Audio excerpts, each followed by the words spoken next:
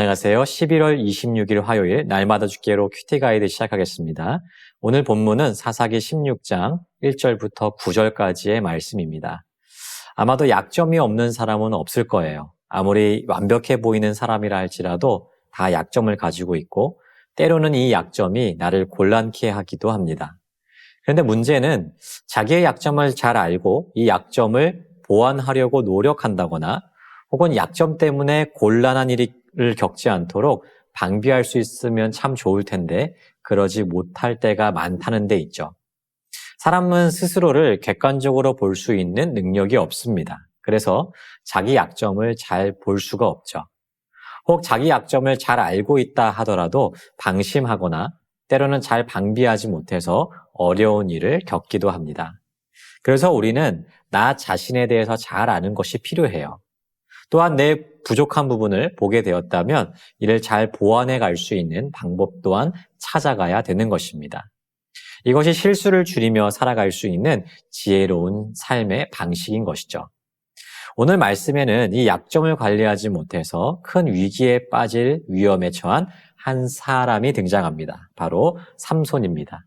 관찰 질문 1번입니다. 가사에서 삼손이 행한 것은 무엇입니까? 삼손은 가사라는 지역으로 가서 거기서 한 기생을 보게 되죠. 그러고는 그에게 들어갔습니다. 여기서 기생은 매춘부를 나타내는 표현이고요. 들어갔다는 표현은 그녀와 성관계를 맺었다는 뜻입니다.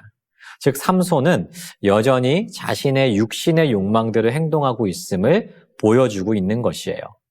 블레셋 사람들은 삼손이 그곳에 왔다는 소식을 듣고 밤새 그를 포위하여서 새벽까지 기다리기로 계획했습니다. 새벽이 되어 그가 잠이 들면 그를 죽이려고 했던 것이죠. 그러나 삼손은 그 한밤중에 일어나서 성 문짝들과 두 문설주와 문빗장을 빼서 그것을 모두 어깨에 맨 채 헤브론 앞산 꼭대기까지 갑니다. 이 성문은 단순한 출입문이 아니었어요. 도시를 방어하는 아주 중요한 구조물이었기 때문에 삼손의 이 행동은 그의 압도적인 힘을 나타냄과 동시에 블레셋 사람들에게 큰 모욕감과 두려움을 안겨주는 행위였습니다. 관찰 질문 2번입니다. 블레셋 사람들이 들릴라에게 요구한 것은 무엇입니까? 그러나 블레셋 사람들은 포기하지를 않았습니다. 이번에는 삼손을 제압하기 위해서 들릴라에게 접근을 합니다. 그녀가 삼손의 비밀을 알아내도록 유도하게 되면 은 1,100개를 주겠다고 약속한 것이죠. 삼손은 들릴라를 사랑했습니다. 블레셋 사람들은 삼손이 여자에게 약하다는 것을 잘 알고 있었기 때문에 들릴라를 통해서 삼손의 약점을 알아내고자 했던 거예요. 이처럼 블레셋 사람들은 삼손의 약점을 너무나도 잘 알고 있었어요. 그리고 그 약점을 통해서 그를 어떻게 공략해야 될지도 끈질기게 고민하고 시도했습니다. 그러나 문제는 삼손 자신이 이 약점을 알지 못했고 그래서 스스로 방비하지 못했다는 데 있는 것이죠. 관찰 질문 3번입니다. 힘의 근원에 대한 들릴라의 물음에 삼손은 무엇이라고 대답합니까? 들릴라는 삼손의 힘의 비밀을 집요하게 묻기 시작합니다.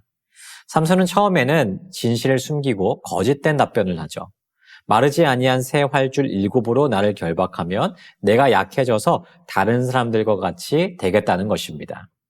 삼손도 처음에는 자신의 이 비밀을 쉽게 드러내지 않으려고 했어요. 그러나 이후의 말씀에서 자신이 말한 대로 되어 있는 것을 발견하게 되었을 때 자신이 위험에 처했다는 사실을 깨달아야만 됐는데 그러지를 못했어요. 오히려 삼손은 전혀 긴장하지를 않았습니다. 오히려 이 일을 장난으로 여기고 넘겨버렸죠. 말씀을 정리해 보겠습니다. 우리가 잘 알고 있는 것처럼 삼손의 이 약점과 방심은 그를 큰 위험과 파멸의 구렁텅이로 떨어뜨리고 말았어요. 그런데 여러분, 삼손의 이 모습은 단순히 삼손 한 사람의 모습일 뿐만 아니라 지금 우리의 모습일 수도 있다는 것이죠. 여러분, 우리도 삼손처럼 영적인 약점이 있을 수가 있습니다. 우리에게 영적인 게으름이 있을 수도 있고요. 잘 끊지 못하는 죄의 문제들이 있을 수 있어요.